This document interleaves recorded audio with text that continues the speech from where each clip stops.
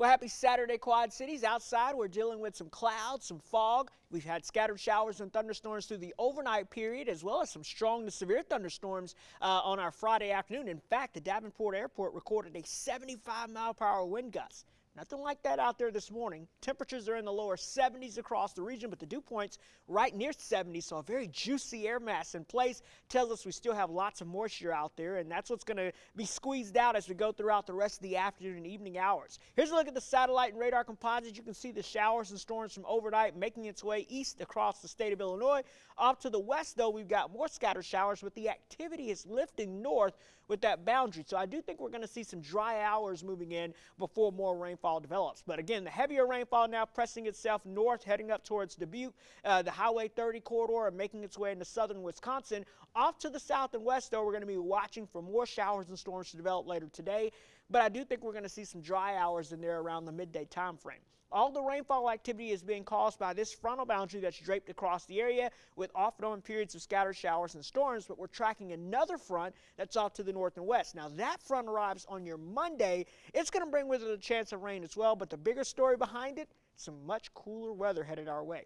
But let me walk you through the rain chances first as we go throughout your weekend. As we go into this morning, you can see most of the activity lifting north of I-80, and that trend will continue through the afternoon. But by late in the afternoon, after let's say lunchtime or so, we'll see another round of scattered showers and thunderstorms moving in, and that will persist into the evening hours as we see more activity lifting on north across the area. So make sure you keep the rain gear handy with you today. If you're heading out to the JD Classic, again, we're going to see off and on periods of scattered showers and thunderstorms out there, but I do think between late morning heading into the early afternoon hours, we'll have some dry time before we see our next round of activity moving in during the late afternoon and evening hours. Now, heading into your Sunday, I think Sunday starts off dry. We'll have plenty of clouds around, but mainly on the dry side with just a couple of pop-up afternoon showers and storms. But notice these will be few and far between compared to what we're looking at as we go into today. As far as severe weather goes, we do have a marginal risk. That's a level 1 out of 5 in a place for the area as we go throughout your afternoon and evening hours. And that means we could see some of these storms very similar to what we saw on our Friday